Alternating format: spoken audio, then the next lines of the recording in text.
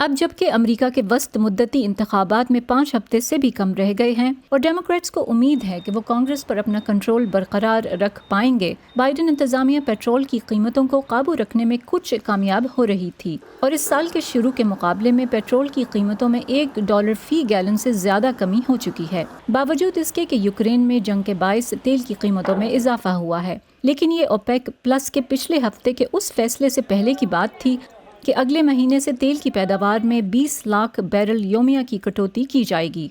صدر Joe Biden نے اس اقدام کو ناعاقبت اندیشی کہا۔ مایوسی، ہم اب دیکھ رہے ہیں کہ ہمارے پاس کیا متبادل ہو سکتے ہیں۔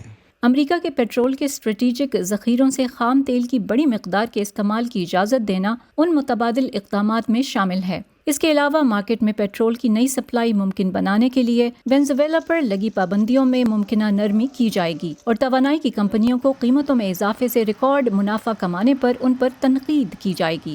توانائی کمپنیوں کو پرچون کی قیمتوں کو کم کرنے کی ضرورت ہے تاکہ اس سے اس قیمت کی عکاسی ہو جو وہ تھوک گیس کے لیے ادا کر رہے ہیں۔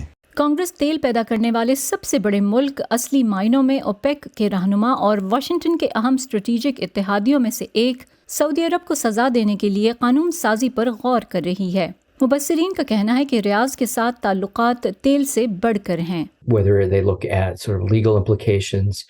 چاہے وہ اوپیک کے ساتھ اتحاد کے لیے اس کے قانونی مضمرات کو دیکھیں یا اسے توڑنے کا سوچیں، لیکن انہیں سعودی عرب کے ساتھ آئندہ تعلقات پر بھی بہت احتیاط سے غور کرنا ہوگا، کیونکہ امریکہ سعودی عرب کو اسلحہ فراہم کرنے والا ایک اہم ملک ہے۔ وہاں امریکی فوجیں موجود ہیں، ایران سمیت دیگر معاملات بھی ہیں۔ Play including Iran.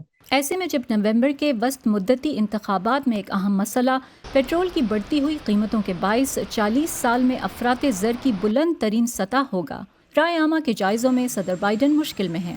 پچھلے 6 سالوں پر اگر نظر ڈالی جائے تو ہم دیکھتے ہیں کہ ایک ایسے صدر کی پارٹی جس کی مقبولیت تقریباً 40% ہو، جیسی اس وقت صدر بائیڈن کی ہے، وسط مدتی انتخابات میں اپنی موجودہ نشستوں سے کبھی زیادہ نشستیں حاصل نہیں کرتی، بلکہ حقیقت یہ ہے کہ وہ اوسطاً تقریباً 30 نشستیں ہار جاتی ہے۔ وائٹ ہاؤس نے اس بات کی تصدیق نہیں کی کہ وہ امریکی پیٹرول کی برآمد پر پابندی لگانے پر غور کر رہا ہے۔ یہ ایک ایسا اقدام ہے جو تیل کی صنعت کے مطابق توانائی کی عالمی منڈیوں میں خلل ڈال دے گا۔